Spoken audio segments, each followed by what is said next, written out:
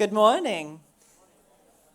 Would you all please rise as we welcome the Governor General of St. Vincent and the Grenadines, Her Excellency Susan Duggan.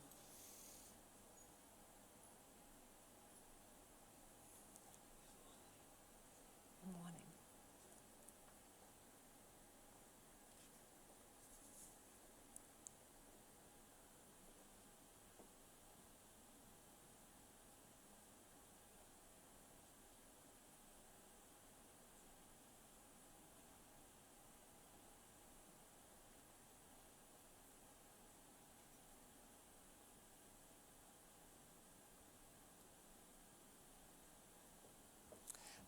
You may be seated. I believe we're ready for the students, the stars of our show.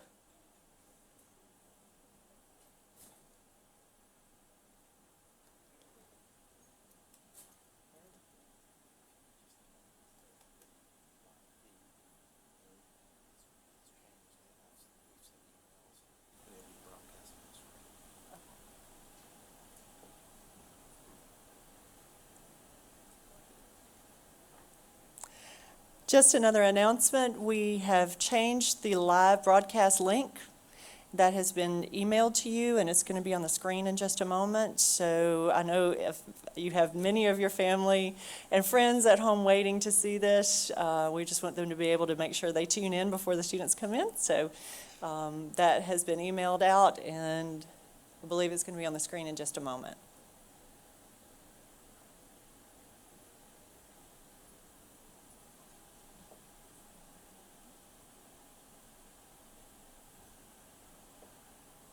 Here comes our stars.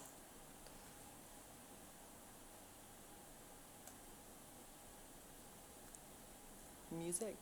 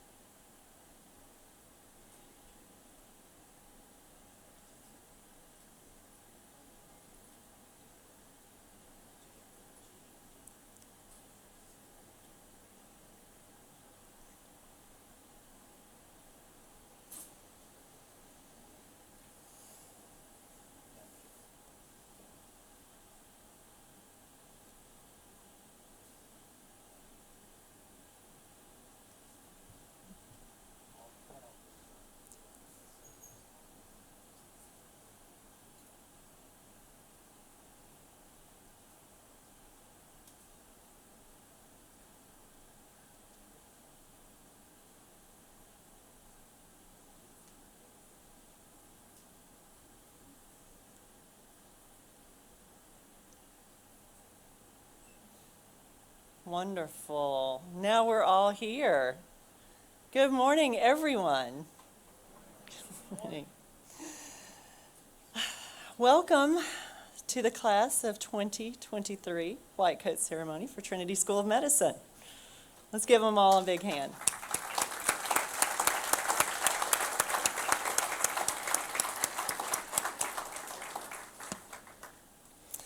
I want to take a moment and introduce myself. I am the new Dean and Provost for Trinity School of Medicine. Very happy to be here. Thank you, President Wilson. And I have the wonderful honor of being able to introduce some of our special guests. Today with us we have President Wilson's wife, Mrs. Wilson, here. Wade Wilson, his son. We are also welcoming as a special guest today Mr. Michael Burke, the Permanent Secretary of the Ministry of Education, Mr. Monty Mall, who is a trustee, Ms. Beverly Walker, who is our Chief Immigration Officer, Inspector James from the Caliqua Police Station, Dr. Rosalind Ambrose, who is the President of the St. Vincent and the Grenadines Medical Association. Happy to have you with us, Dr. Ambrose. And Dr. Hassan Tillman, who is here with us as a special guest. Thank you for being here, sir. I also want to welcome our faculty and preceptors that work very hard to make the next few years of your education what we want them to be. And I also want to welcome the family and the students who are here on this auspicious occasion. So today marks the day of new beginnings. Today is the day that your dreams begin. And today is the day you become a part of our Trinity family. And we're so happy to have you here. And so without further ado, we're going to get started with our program. I would like to ask Mr. Keith Hollers to come forward. He's the Vice President of Student Services for Trinity School of Medicine, and he's going to lead us in prayer.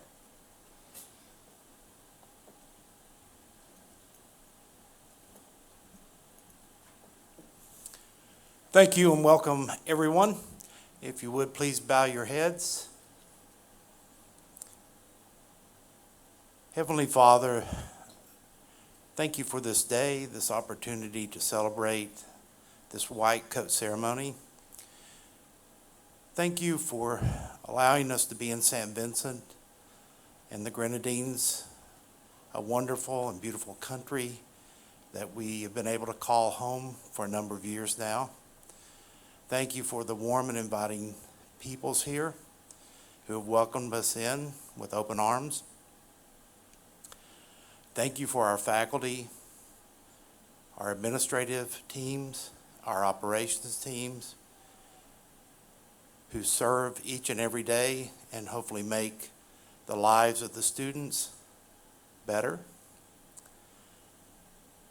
And thank you for your inspiration, your providence, your protection over this school. We know that you are with us each and every day. Father, we have a courageous group of young men and women who want to take on the challenge of becoming a physician, becoming a doctor. An endeavor that will challenge each and every one of them, that will allow them to grow and to strengthen and to serve others in the future. We love you. We're thankful for your providence. In your great and holy name I pray. Amen.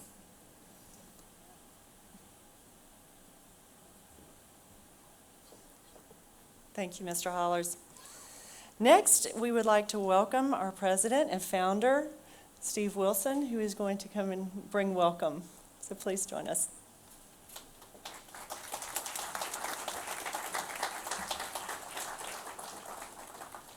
Thank you, Dean Purcell. It's our great pleasure to have you here. Thank you for being here, Her Excellency, Governor General Susan Duggan.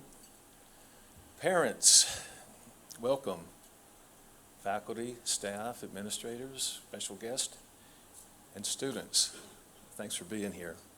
It's our great honor. Thank you so much for choosing Trinity. We'll do the best we can to make sure that you get you reach your goal. And I believe I know what that is.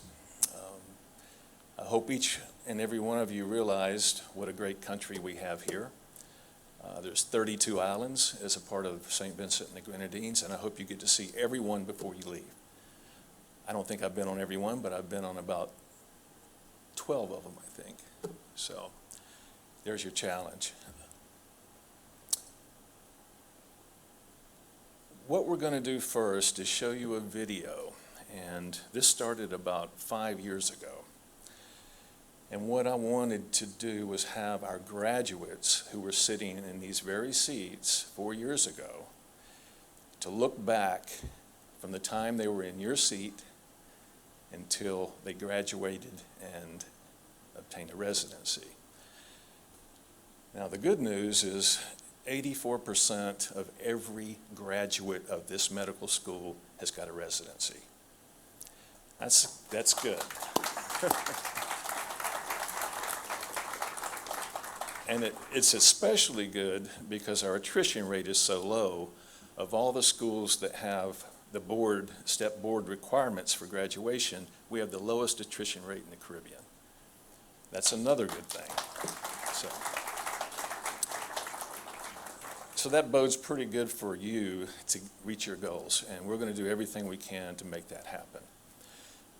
But it's not going to be easy. There's some good times and some bad times, and we want our students who have just experienced what you're getting ready to walk you through that. So without further ado, please roll the video. And these are the graduates from this past June. And let's all sit down here where we can see. So when I said I was going to Trinity and St. Vincent, they're like, "Where's that?" That was the number one question. Where's St. Vincent? So I always would say, between Barbados and Grenada. I'm like, "Oh, I know where that is," but St. Vincent not so much. But now more and more people are saying, "Oh, I've heard of that," and I think Trinity has a lot to do with that. When I first got to the island, I actually got there at night. So it was around 11 p.m. when I got there, and it was so dark, so I couldn't really see much of what was going on. But the next day, when I woke up and I looked out the window and I saw all the trees and the coconut trees and the mangoes, I just got so excited, and I was so happy that I'd made it to the island. The first moment stepping off the plane into St. Vincent, walking into the little airport, kind of looking at my parents thinking, what did we get ourselves into? But I mean, as soon as you walk out the doors, there was Trinity students with a little welcome package and big smiles on their faces, and really as soon as seeing them in the Trinity van, we thought, all right, we're gonna be okay. It's gonna be all right. It just kind of instantly felt like home. I just remember sitting on the bed, looking at my suitcase and thinking, what have I signed up for?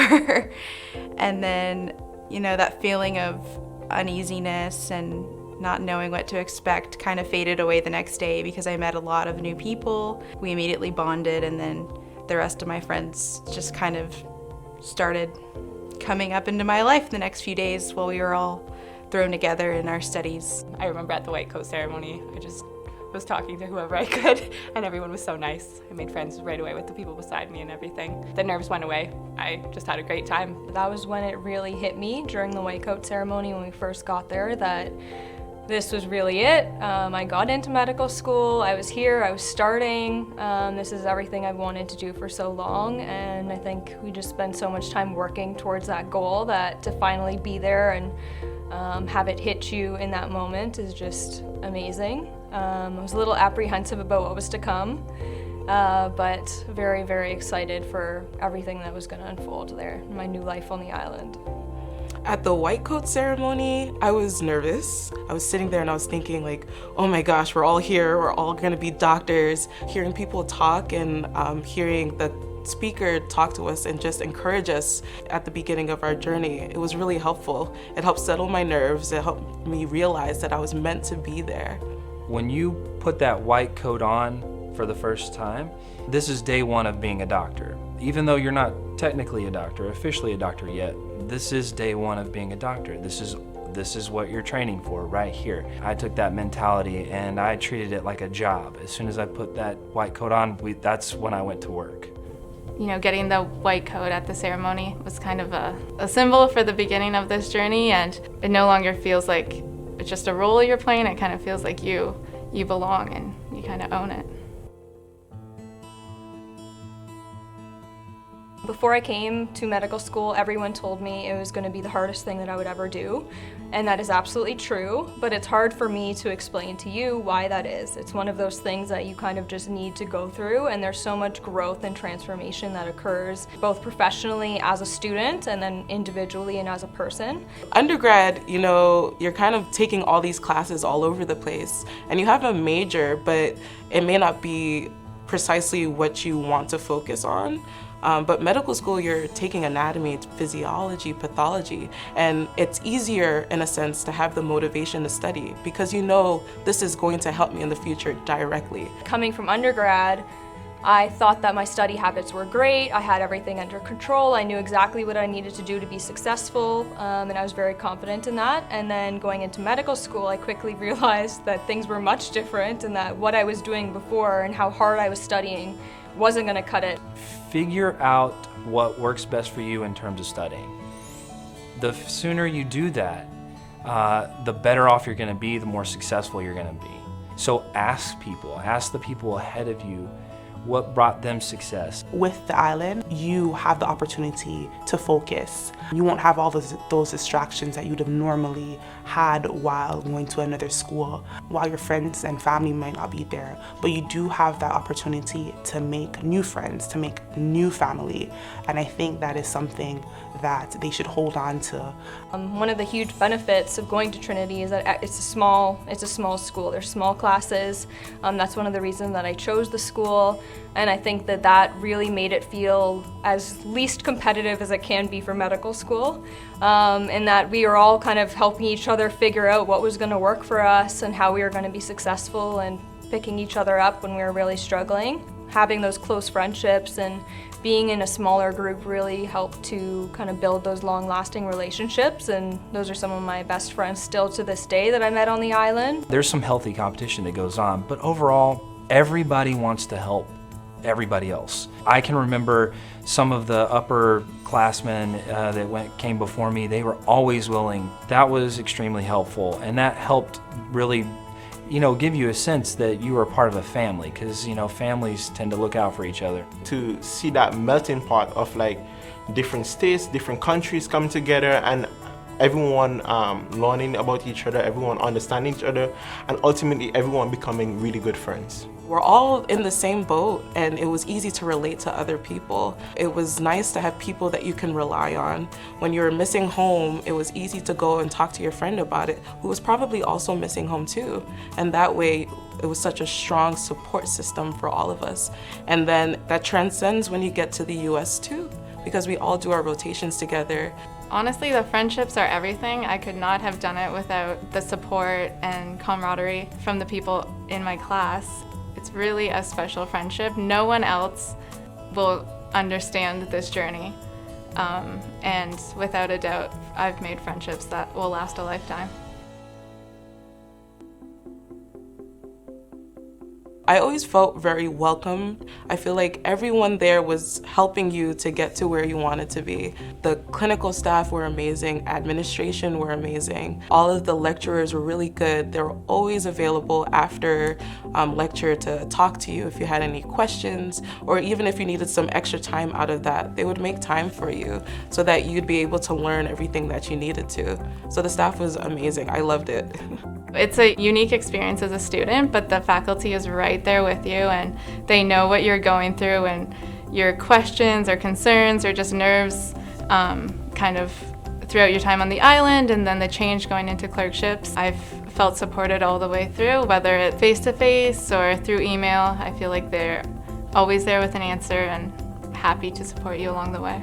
I definitely think that Trinity has positioned me well for my residency. From the medical knowledge that we got right from the beginning, it was so thorough, and we had great scores on all of our standardized tests. The clerkships that I did in Baltimore, I thought the preceptors were amazing. I learned so much, so I definitely think they've prepared me well for residency. And then going into the match for residency, they definitely gave me quite a bit of support along the way, trying to decide which pathways to go, which places to apply to, which places to interview. So I really feel blessed to have them.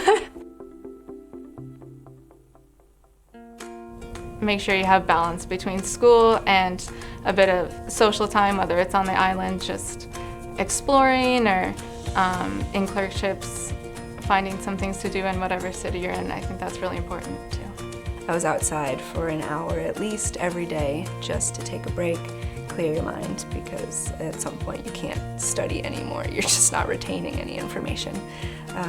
So it's definitely important to take breaks, especially after unis, but just do something for yourself, at least then, if not a little bit every day. After all our exams, we tried to go away somewhere. So Beckway was the easiest because you can just get on the ferry and go over there. You can spend the day. They have beautiful beaches, good food, and it gives you a kind of vacation vibe. So you feel like you can really decompress and relax afterwards. It's a few moments in between all the hard work you're doing. It was just relaxing to kind of take your mind off of your studies. And then when we were feeling really adventurous, we'd go into Kingstown and we get some fresh groceries. And I made friends with a lady there that had the best avocados that I've never found since being back in the States. They were huge. You're coming into a different country. Be present in that country. Be a part of that country. Get integrated, get involved, be amongst the people, go into their markets and participate in their economy. You'll never get another chance to do something like that. I just always encourage students to really relish and live in the moment and not take that for granted. In my second year on the island, I had the opportunity to work with the World Pediatric Project. And at that point in time, it allowed me to see just how important it is to really focus on what you're doing. And I think anybody else who is on the island, they should take up that chance if they have it. Global outreach and helping your fellow man is an invaluable experience that physicians have. Everywhere you are in the world, people need doctors. And so if you have the ability to do it, I think we all should be able to. So it was really nice seeing doctors who come every year and they see these patients. And it was very helpful for me too, to see the compassion that other physicians have. We have so many different student groups, whether it's surgery and medicine, or you have a specific interest group like the obstetrics and gynecology interest group, then you can become involved in those and become part of a team and part of a group that's focused, in the same kind of area that you are, and have some camaraderie outside of medicine. Going from the island to Baltimore, it's a big move. You get used to the island life for 2 years, and then you go home, take step 1, and then you start your clinical rotations in Baltimore. But I would say for the first 2 years, don't focus on it, because it's easy to get caught up in the, what's my future gonna be like? When am I gonna start rotations? And you'll get all that information 5th term. It comes a lot faster than we think. When you get to Baltimore, it's a bit of an adjustment period, because you were on an island and you were only focused on medical school, and you had fun here and there, but it was easier there because you're kind of contained. So when you get to Baltimore, all of a sudden you're hungry at 2 a.m. and you can go get food and go get it. Or there's the movies and there's plays and there's games and all this stuff. At times you have to remember that you need to focus on why you're there. In Baltimore, there's so many good hospitals.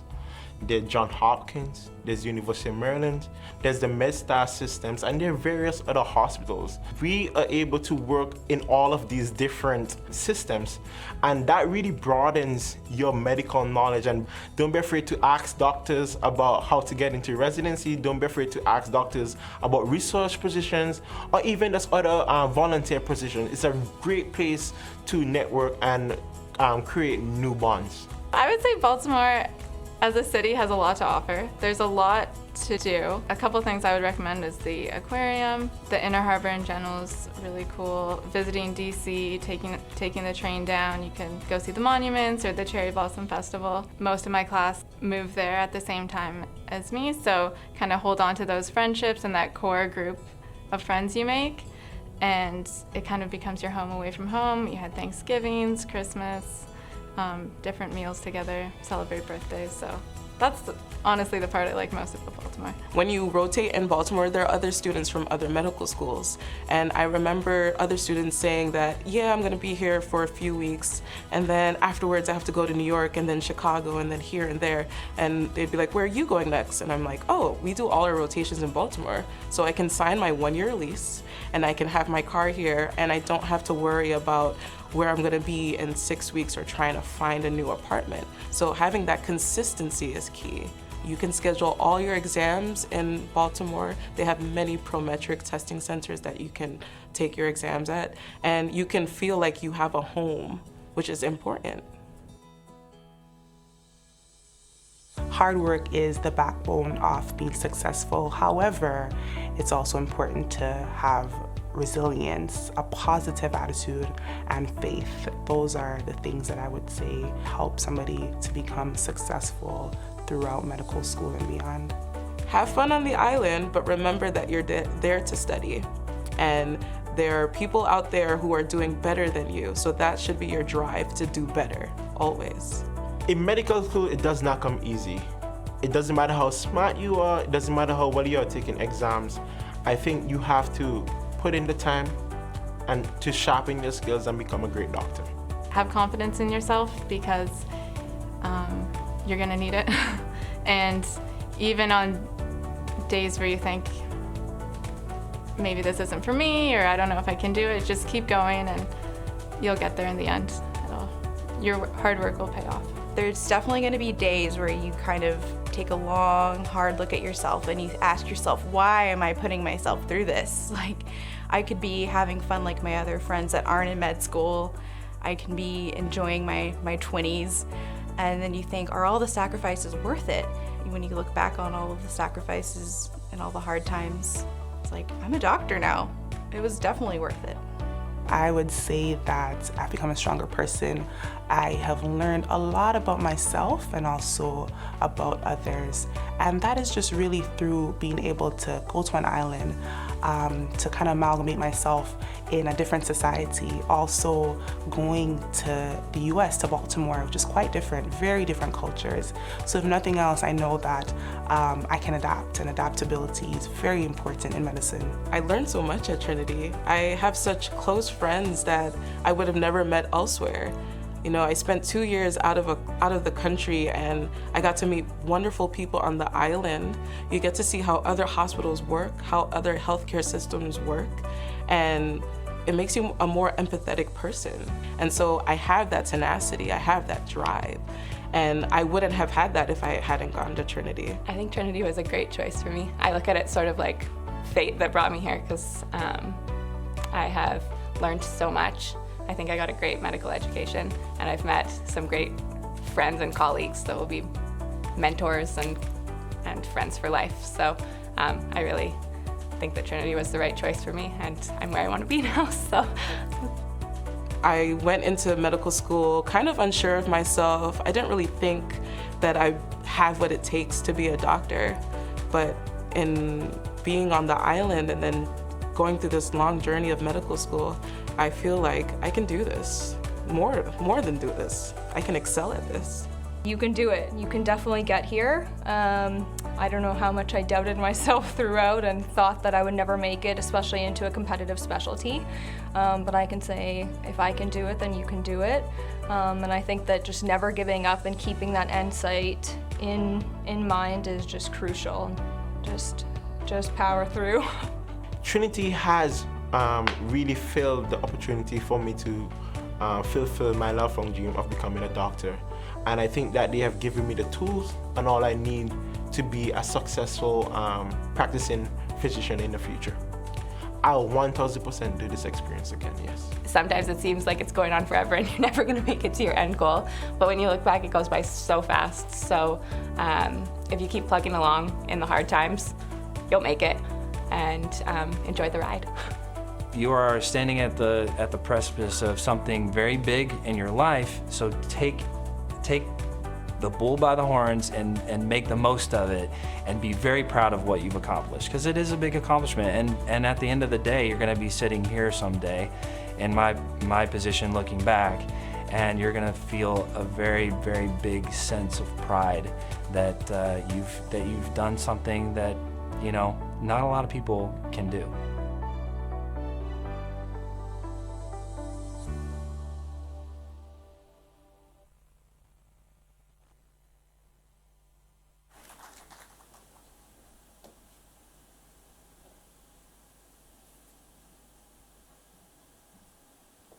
Feel inspired?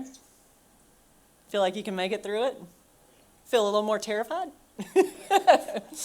All of that's normal, don't worry about it. We also wanted to mention that our chancellor, Doug Skelton, who is a phenomenal human being and someone I've worked for my entire life, wanted me to specifically tell you a story about his life and why he became a physician.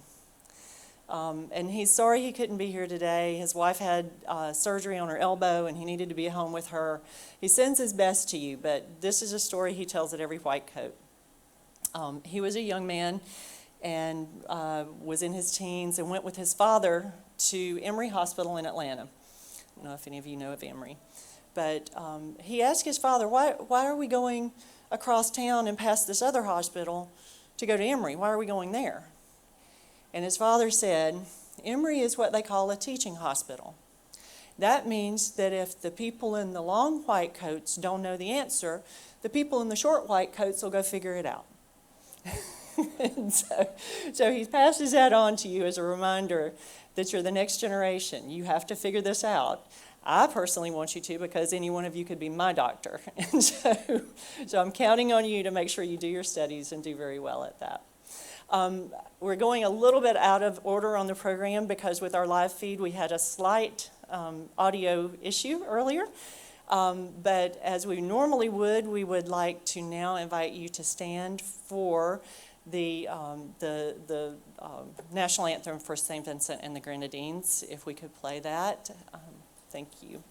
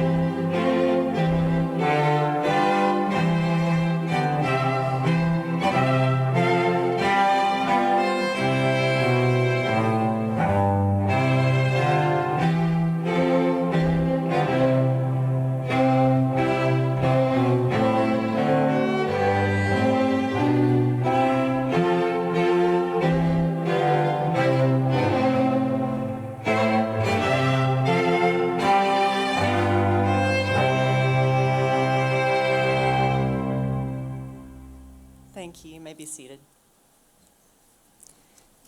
You see, that's far too beautiful not to play. I'm sorry we couldn't do it at the time that we wanted to, but with live feeds we have to make some things happen. So thank you for that.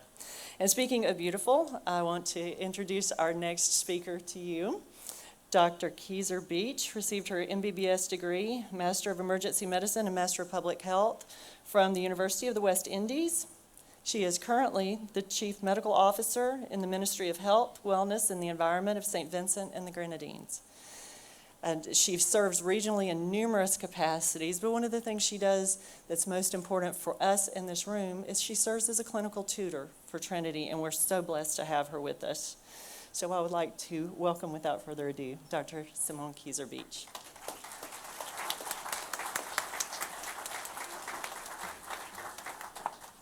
Thank you, Dean. Your Excellency, Mrs. Susan Duggan, and I'll just stop here because Mrs. Duggan made a comment earlier and she wanted to know she's my teacher. She's my biology teacher many years ago. Good morning, everyone. Welcome to my neighborhood. This is my neighborhood of my youth. My family home is one street down from here. My maternal aunt still lives across the road. And the first line of that wonderful anthem is, St. Vincent, land so beautiful.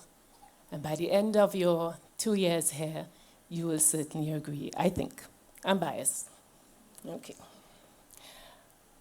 When I was around the age of 12, I finally started to consider what I would want to be when I grew up.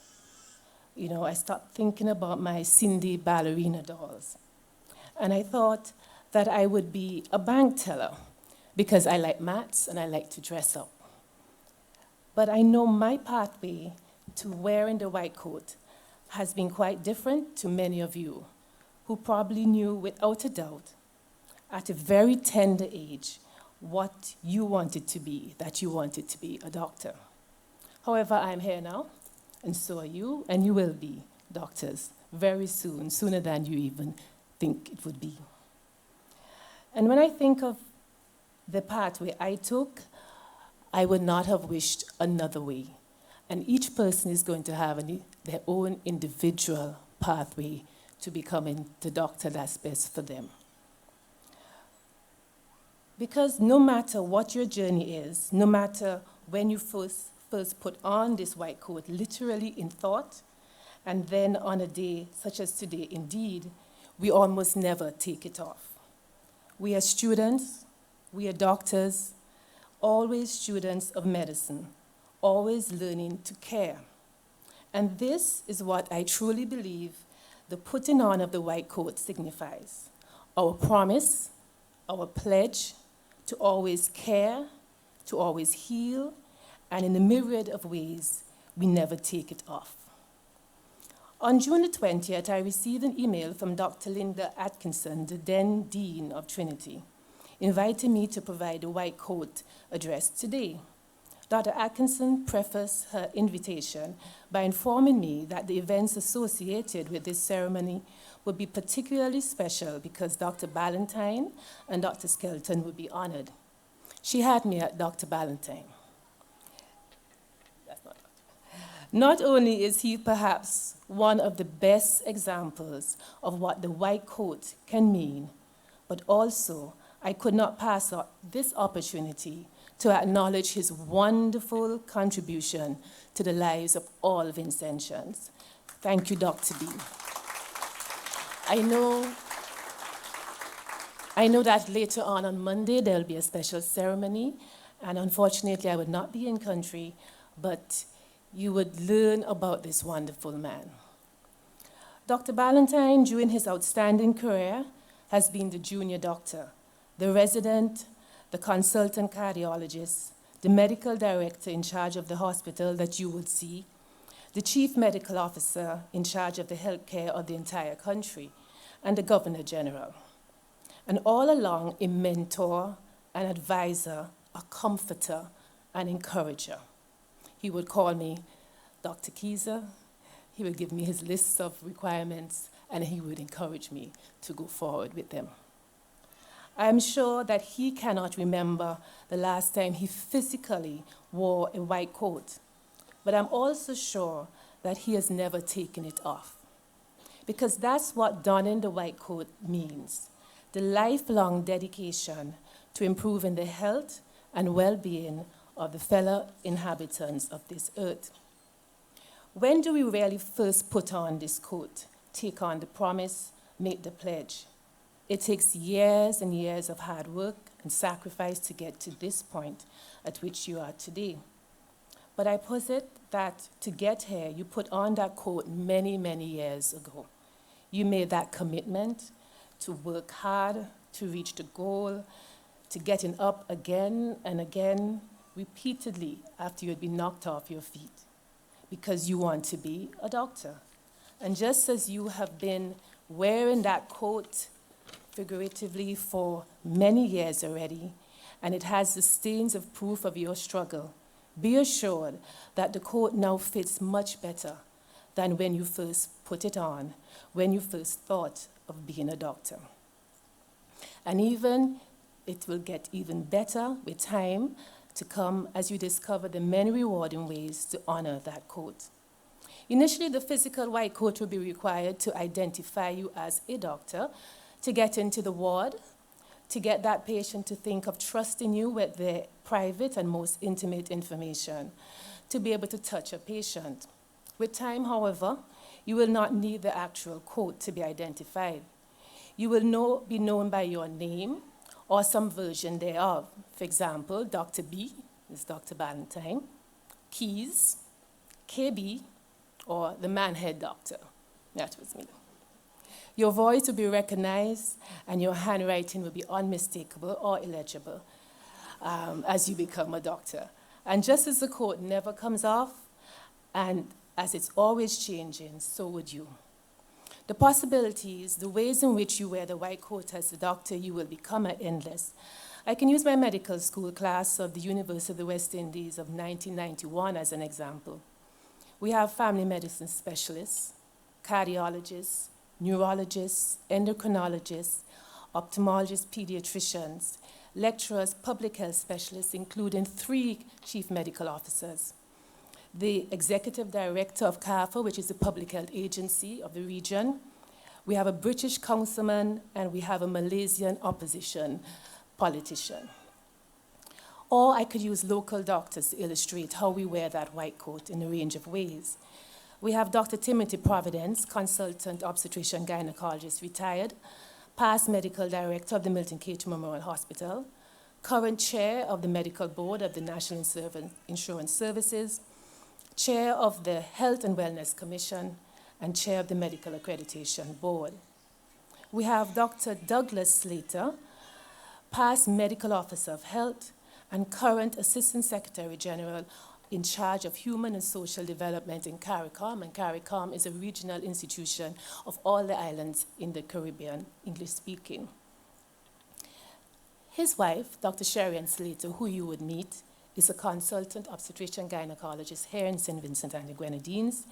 She was the past acting chief medical officer, and I think she's still the current president of the Squash Association of St. Vincent and the Grenadines. We have Dr. Gerald Thompson, who is an infectious disease and public health specialist and currently the chief executive officer of the Medicinal Cannabis Authority in St. Vincent. Yes, we have legal weed here. Okay. We also have our own Dr. Francis Jack, who's Dean of Students, and Dr. Rosalind Ambrose sitting behind there, who was acknowledged before, who is a consultant radiologist and the owner of CIMEC, which is our first private sector radiology unit and has now expanded to more diagnostics, a wide range. And the experiences will also be varied, whether it's speaking to an anxious parent or teaching a group of eager medical students, or sharing in the joy of seeing a baby's heartbeat on ultrasound with a father, or deciding on medical staffing for a department, or advising on health policy, and more. Looking at research, why does the diabetic always want to eat the sweetest fruit? What about being a real politician as opposed to the daily politicking, which is healthcare? And eventually probably being the leader of a nation. We all, by and large, continue to be doctors, caregivers at heart. And so let me close by quoting Dr. Bu Chenhua, the Malaysian politician I referred to earlier from my medical school class. Bu on Wednesday in our class WhatsApp group, we are, fairly modern. We were having a robust, pretty heated discussion about the existence of climate change and its contribution to Hurricane Dorian. And he said, "We cannot avoid living without politics because it is often unpleasant, but doctors play an important role in making the planet Earth better for our future generations." Boo still wears his white coat in his private practice where he cares for his patients. His advocacy for a healthier, sustainable environment, another role acquired when he put on that white coat, continues even when the physical coat is off. The white coat is a symbol of what we are and what we become. I wish you all a wonderful journey clothed in your custom-made white coat. Congratulations and welcome.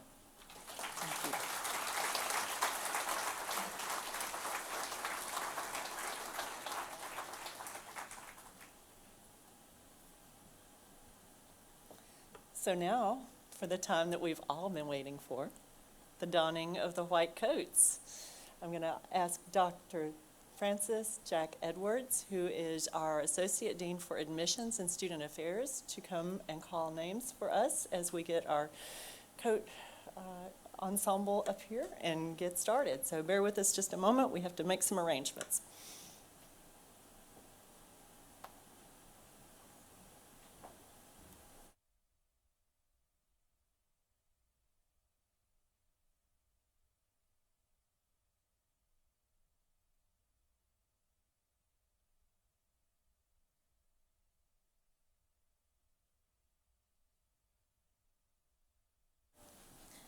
Good morning, ladies and gentlemen. In preparation for the donning of the white coat, I would like to ask our preceptors and faculty to kindly join me on stage. Dr. Child, Dr. Jack, Dr. Mishra, Dr. Nepal, Dr. Padel, Dr. Solanki, Dr. Scott, and Dr. Soto. All the way to the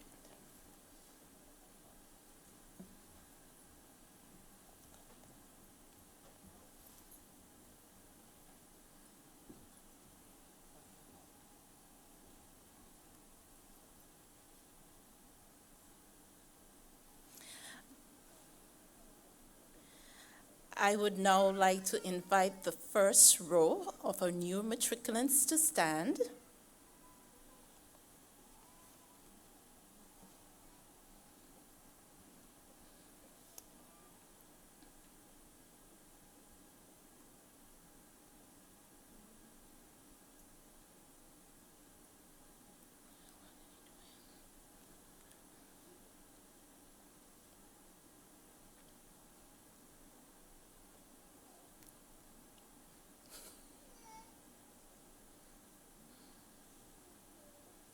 Okay, we seem to have gone out of order. We're starting with Christopher. Okay, guys, so you're lined up against the wall behind Christopher and Eric. Everyone's a bit excited today.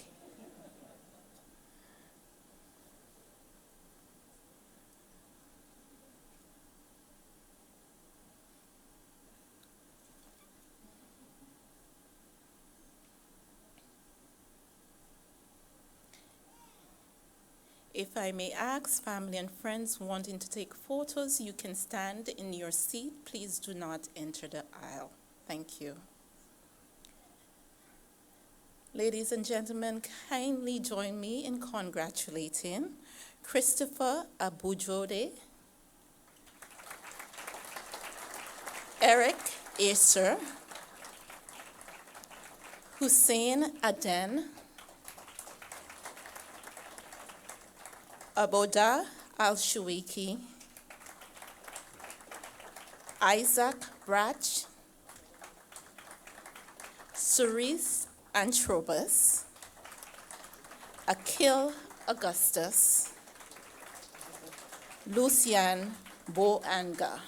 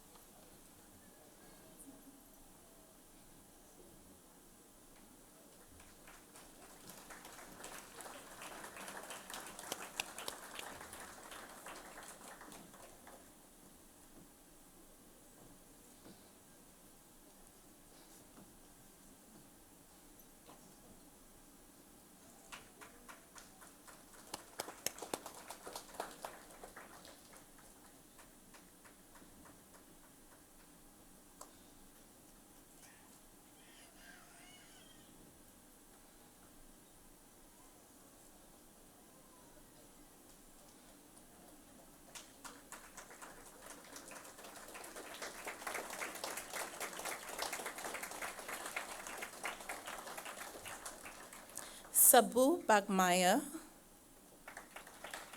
Prithvi Balaji, Patrick Bevans, Arzu Bandari, Ryan Brady, Ravi Kumar Cholhodra, Elizabeth Tizeng Chang, and Ashley Changru.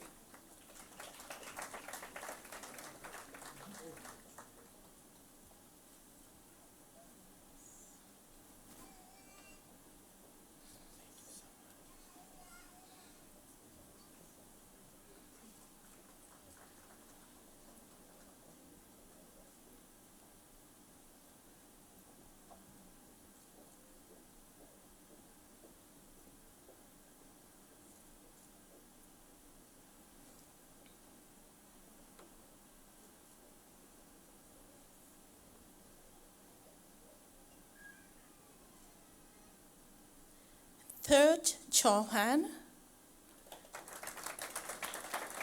Woo Young Chow, Hee-on Helen Chong, David Dara Chavez,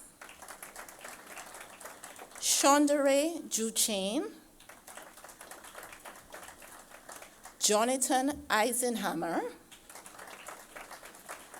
Alexander Erlewine,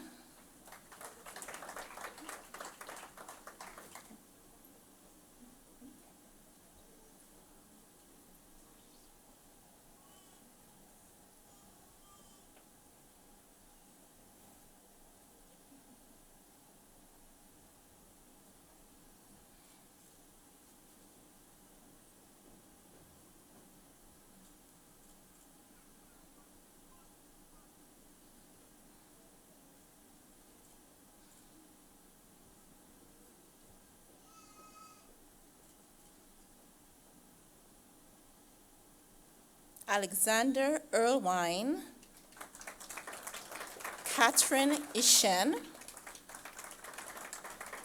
Leslie Flores Otero,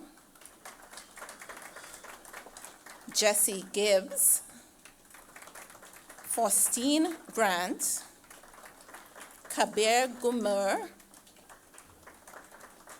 Haley Jackson, and Yonis Alden.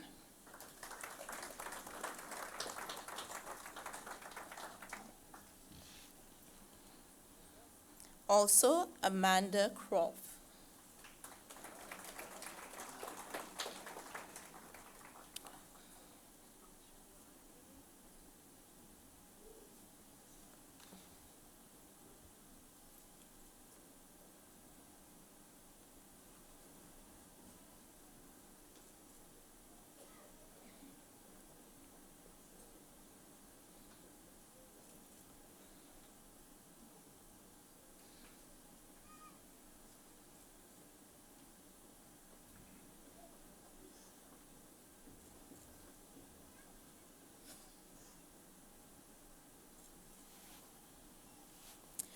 Maxwell Lagas,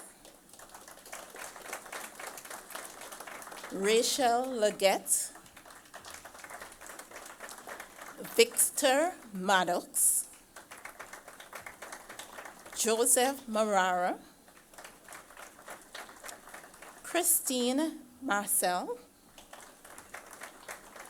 Garan Mall, Sean McCormick, Ryan Miller.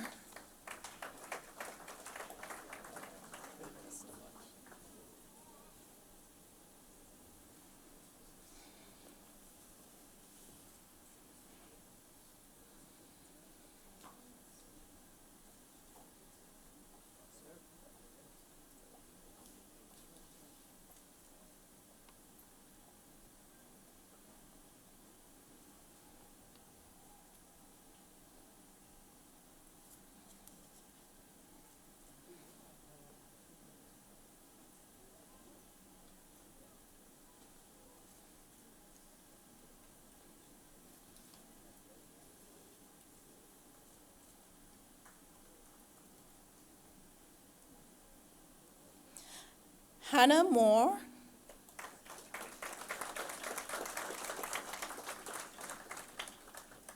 Vishnu Krishna, Carmel Murray, Taylor O'Brien, Himali Patel, Matthew Penn, Jalin Fan, Aaron Rambarang Singh.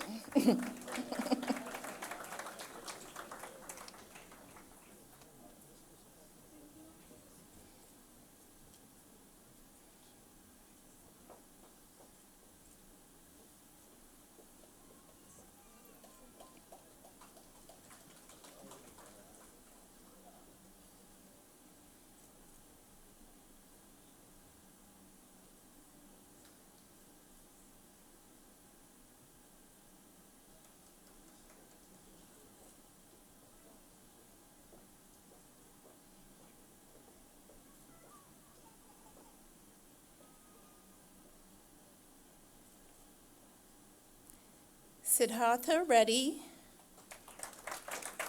Fatima Rizvi, Gabrielle Rupard, Alan Sabu, Diva Dixit Saja, Daniel Sahili, Haripriya Santush, Gokul Sai Saten Alapali, Alyssa Smith.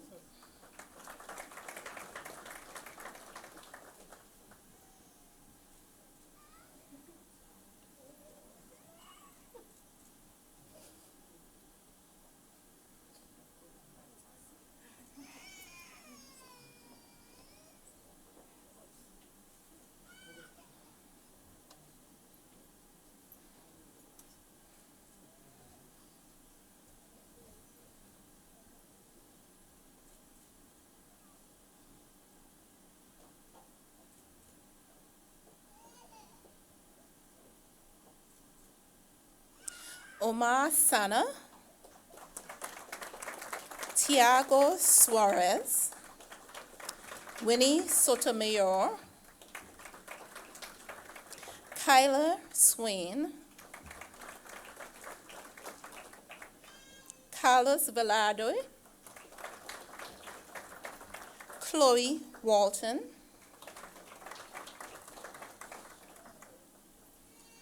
and Brandon West.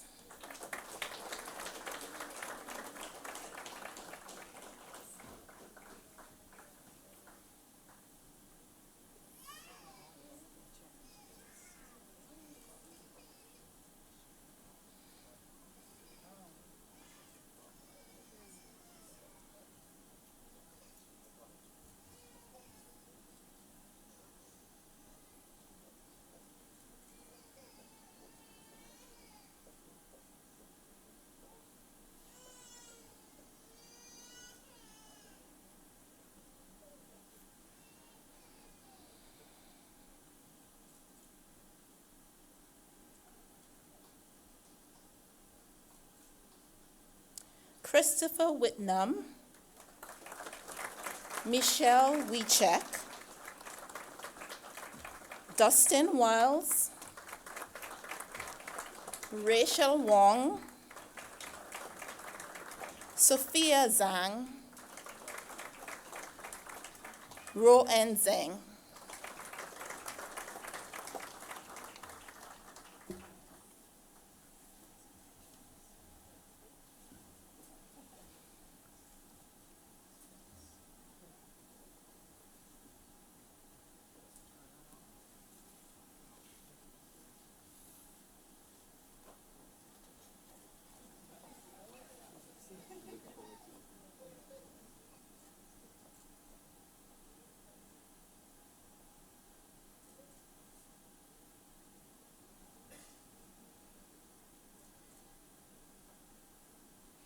May I have a round of applause for our School of Medicine matriculants?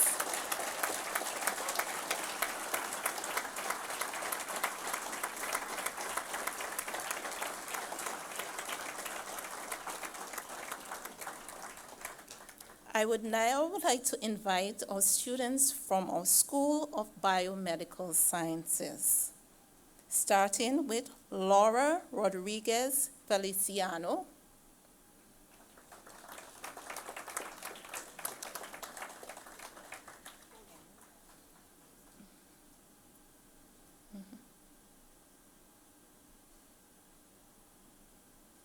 It's important that we bring them up and recognize them as well.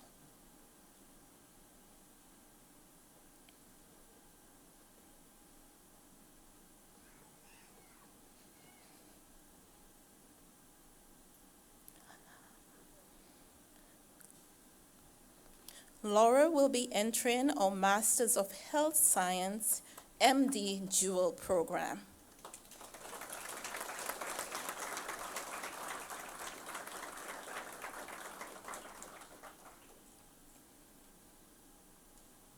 Now we would recognize our School of Biomedical Science students, starting with Vachil Baguette, Imebong Edim, Imabong Edim, Vaughn Mar, Amar Mohammed, Mohammed Mustafa, Luis Ponce Shanena, Taranjot Singh, and Veronica Singh.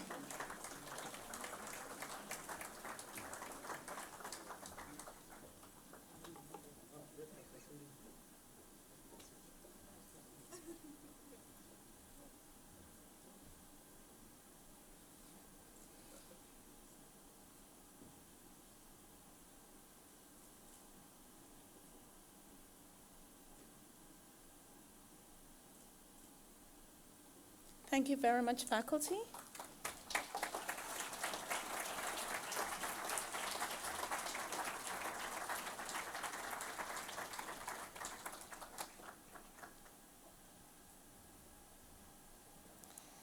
Thank you, Dr. Jack. And thank you to our faculty. And thank you to this group of students. I tell you what, you look good when you walked in, but you look even better now.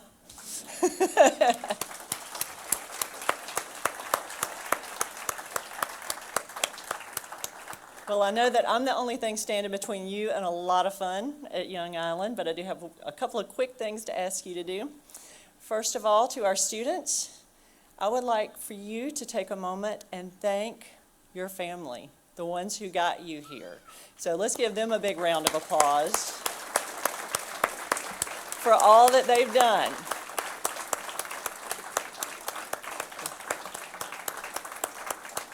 We're happy to have you all with us today to celebrate. This is a wonderful day, and to me, it is one of the most exciting days in a medical career. This is the day you wear the white coat, and you're going to love it. You're going to be terrified and excited and all of those wonderful things, but at the end of the day, when you're exhausted, you're going to know that you remember why you did this. And if you hold that in your heart and always remember why, it'll get you through the tough times, and it'll allow you to fly during the great times. So remember that. Okay, so one other thing for you to remember is we got to get a picture of all of you. And so I'm going to ask that the students stay and come up on the stage, and we're going to get a big group shot.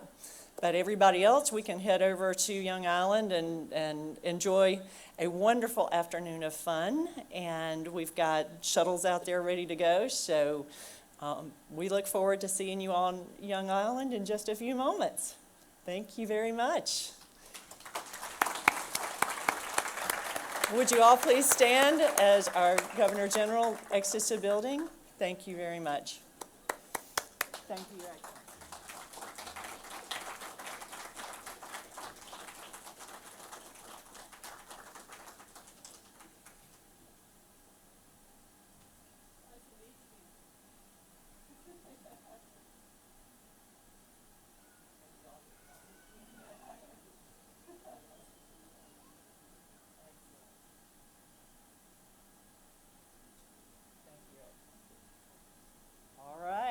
Let's get this started. Come on up, let's get some pictures. Excellent, yay.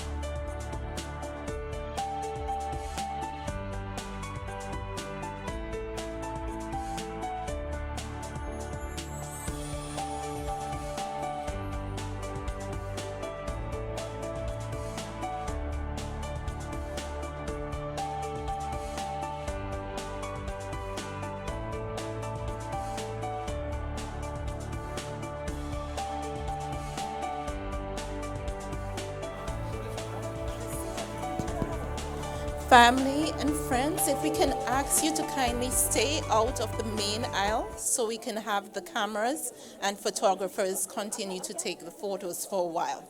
Just a few minutes, please. Family and friends, please step back and allow our photographer to do the big photo, and then you can get in. Thank you.